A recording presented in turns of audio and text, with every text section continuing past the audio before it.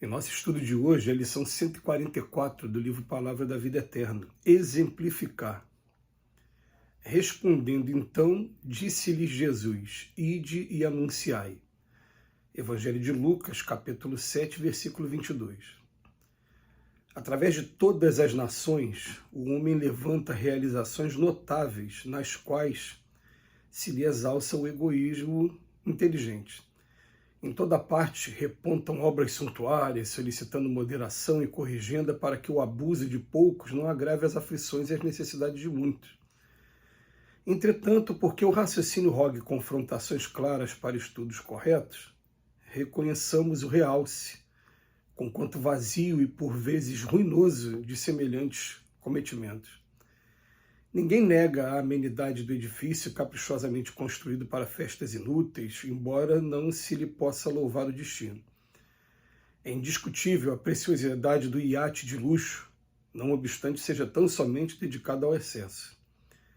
Inegável a feição deleitosa de um jardim suspenso, mesmo quando não passe de apêndice arquitetônico. Belo o espetáculo da fonte luminosa, por distração na praça pública, apesar de se manter muito longe do proveito de um simples chafariz. Analisando essas empresas, na lógica do espiritismo, somos contudo impelidos a reconhecer que os amigos afeiçoados ao supérfluo estarão agindo dessa forma por falta de esclarecimento e orientação.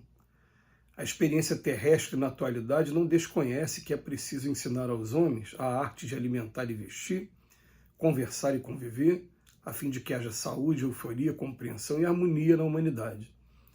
Disse Jesus em várias ocasiões aos seguidores, ide e pregai. Nada justo assim reprovar sem consideração os companheiros que ainda se encontram involuntariamente distantes das realidades do espírito. Onde o desperdício apareça por flagelo da ignorância, iniciemos a construção da verdade pelo exemplo da sobriedade, na certeza de que em toda tarefa de educação, exemplificar é explicar. A gente vai perceber no estudo de hoje o Emmanuel trabalhando uma questão interessante, que são as nossas construções suntuosas. E percebam no texto que o Emmanuel não está condenando, como parece no início da leitura. A gente sabe que a gente vai encontrar aí prédios de muito luxo. A gente vai encontrar, como ele usa o exemplo aqui, o iate, aqueles iates construídos com muito conforto. E ele vem dizer para a gente, normalmente essas construções elas estão servindo apenas para quê? Apenas para excesso. É verdade, né?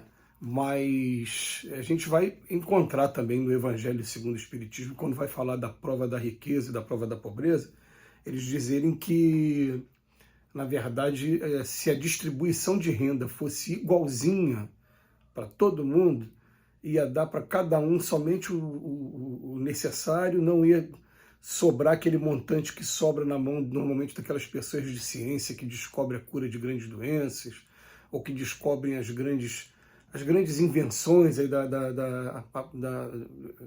de tecnologia dos dias de hoje, né? Então ele vem falando assim que, na verdade, aqui na Terra, riqueza e pobreza são provas que nós, enquanto espíritos, nós precisamos passar tanto por uma como pela outra.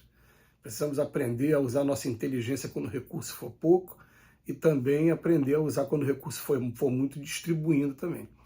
Então ele não está condenando no primeiro momento essas construções, não. Ele só está condenando se tiver somente essas construções e não tiver também um trabalho voltado para as pessoas que estão precisando de ajuda, estão sem o necessário. Aí sim.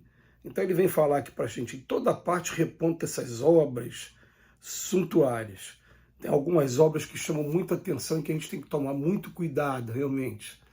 Por exemplo, obras que a nossa instituição religiosa, ela tem que ser construída de maneira a reportar aquele ambiente familiar em que a gente vai estar sendo recebido, como acontece com a casa espírita, por exemplo, a igreja, né? O que acontece? Esses lugares são, ao mesmo tempo, hospitais recolhem a gente no momento que a gente está doente para tratamento, são escolas, nos ensinam o Evangelho de Jesus, e ao mesmo tempo são oficinas de trabalho, porque com o tempo a gente vai sentindo a necessidade também de estar demonstrando a gratidão também, a gente quer mostrar o nosso trabalho também.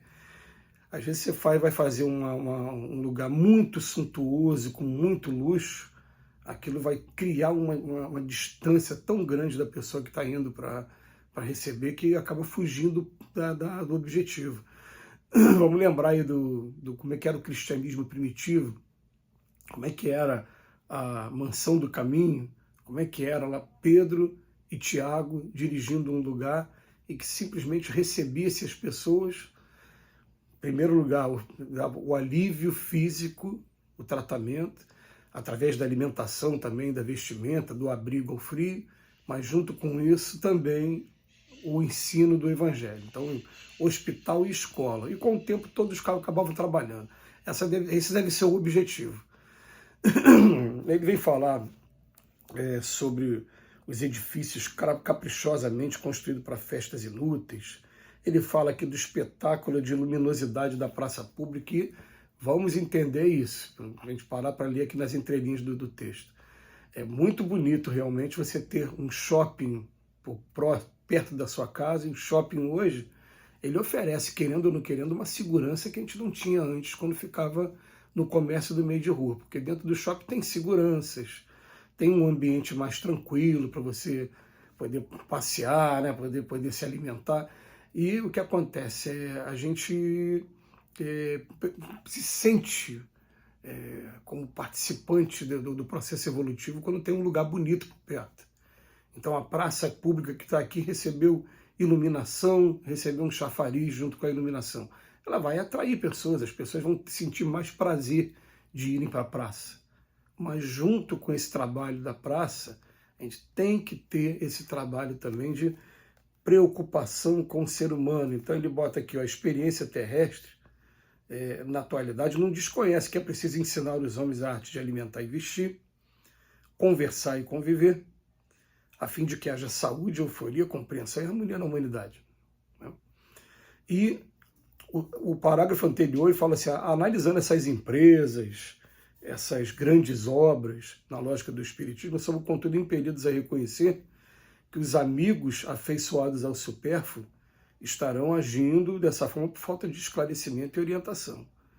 Né? E muitas vezes não é apenas o supérfluo, porque quando você está fazendo uma coisa para o público, aí realmente a coisa vale a pena. Você está proporcionando bem-estar. Quando é uma coisa só para você mesmo, aí sim está sendo supérfluo. As grandes festas, os grandes coquetéis que são promovidos por grupos pequenos, a gente vai perceber uma coisa até interessante, né, gente? Que tem algumas diversões nesse mundo que só tem graça se você tiver com amigos. Uma vez um amigo estava falando comigo sobre isso. Se você ganha um sorteio, tudo pago para ir para os Estados Unidos da América, lá para o estado da Flórida, em Orlando, para poder passear nos parques da Disney. Mas só você e sua família, só você, sua esposa e os filhos. Poderia até pensar em fazer, porque realmente prêmios como esse a gente normalmente procura aproveitar. Não é uma coisa que é tão fácil assim conseguir. Mas aquilo ali só tem graça se tiver com os amigos de verdade, que você vai ficar lá o tempo todo pensando, poxa, eu queria tanto que fulano estivesse aqui, seria tão legal se fulano também estivesse aqui, porque tem coisas que você aproveitar, não adianta, você não vai ter o mesmo prazer aproveitando sozinho do que aproveitar com um grupo de pessoas que você ama. E é assim que a coisa deve acontecer. Quando ele está voltando apenas para a satisfação do ego e para o supérfluo, vai estar fazendo muito mal a gente. Então, disse Jesus ainda em várias ocasiões, ide e pregai. Emmanuel termina assim, nada justo assim reprovar sem consideração os companheiros que ainda se encontram involuntariamente distantes da realidade do espírito. Onde o desperdício apareça por flagelo da ignorância, iniciemos a construção da verdade pelo exemplo de sobriedade, na certeza de que em toda tarefa de educação exemplificar e explicar. E principalmente esses companheiros que estão vivendo esse desperdício, eles que precisam de muita ajuda, de muita amizade, de muito carinho. Eles estão ali vivendo uma prova perigosíssima da riqueza, e precisam de esclarecimento e de amigo, principalmente. Que Jesus nos abençoe hoje e sempre.